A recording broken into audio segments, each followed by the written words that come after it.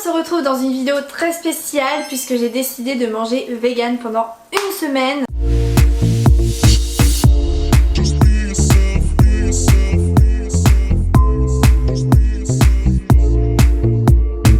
Alors c'est vrai que moi j'ai vraiment envie, c'est vraiment une volonté de diminuer ma consommation de viande et diminuer tout simplement ma consommation de produits issus des animaux. Ça m'embête vraiment d'avoir cet impact là, moi, sur les animaux.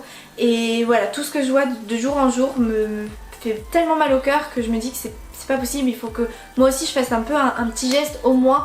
Donc je dis pas que je vais devenir végane, pas du tout, je pense que voilà, c'est pas possible pour moi, j'y arriverai pas.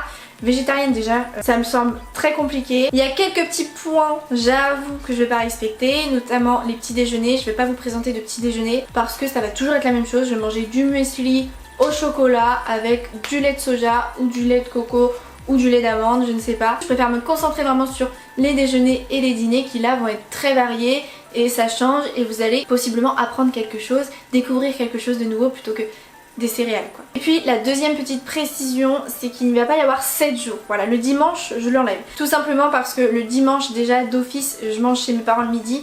Donc voilà, je ne vais pas imposer de manger vegan. Je vais plus me concentrer en fait sur les idées de repas que je vais vous présenter et sur est-ce que je m'ennuie pas à manger ça, est-ce que c'est bon, est-ce que j'ai pas encore faim en sortant de table. Plutôt vraiment que qu'est-ce que ça va faire à mon corps au bout d'une semaine, parce que même de toute façon une semaine c'est pas assez. Et je me suis dit que c'était aussi parfait pour vous parce que ça allait vous donner des idées de repas qui sont sains, où il n'y a pas de viande, où il n'y a pas d'œufs, où il n'y a pas... voilà. C'est important je trouve et j'avais vraiment envie de vous montrer que...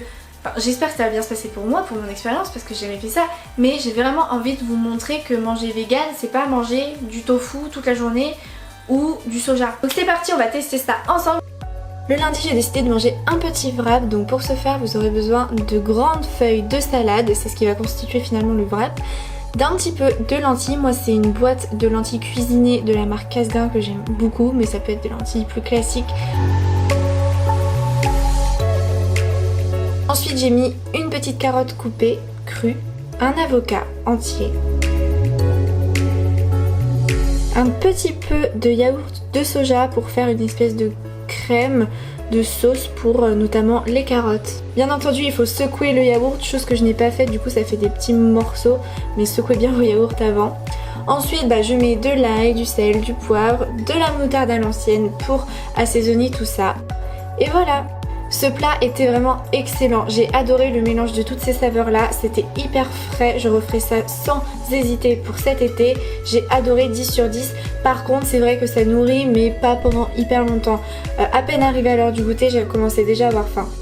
Pour le plat du soir, j'ai décidé de me faire un gros burger pour me rattraper du midi. Donc pour ce faire, j'ai pris un pain burger que j'ai mis dans le four pendant 1 à 2 minutes, ensuite du ketchup dessus, un steak de soja, un petit peu de yaourt de soja aussi à mélanger avec le ketchup pour que ce soit un petit peu plus léger, quelques feuilles de salade. Ensuite je me suis créé un petit guacamole maison en fait, donc pour ça il vous faut un avocat, vous écrasez, vous mélangez, vous mixez bien l'avocat et avec ça vous rajoutez de l'ail, du sel, du poivre et ce petit mélange mexicain qui est vraiment un épice que j'aime énormément et c'est excellent.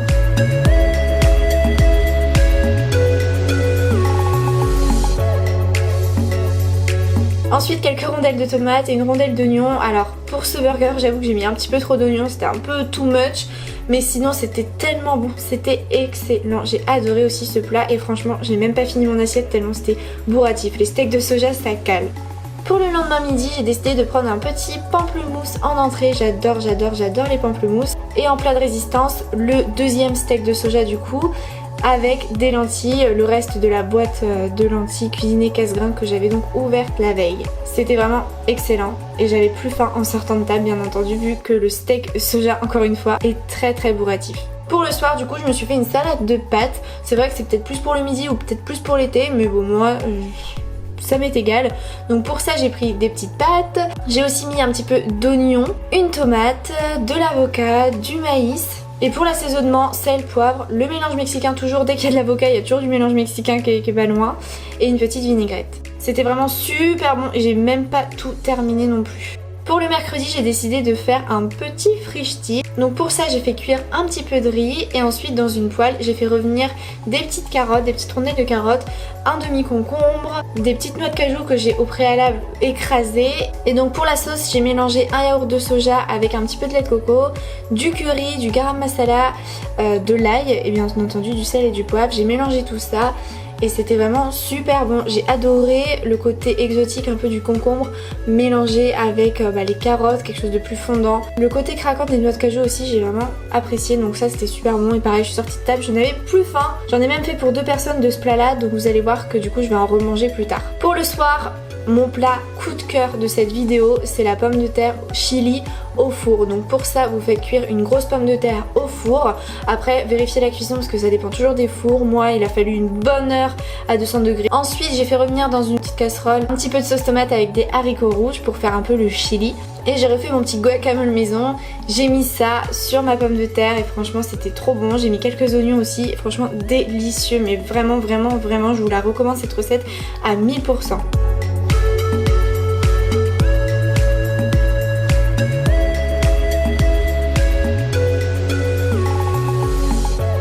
Pour le jeudi midi, j'ai fait encore un petit frichti, mais franchement trop bon.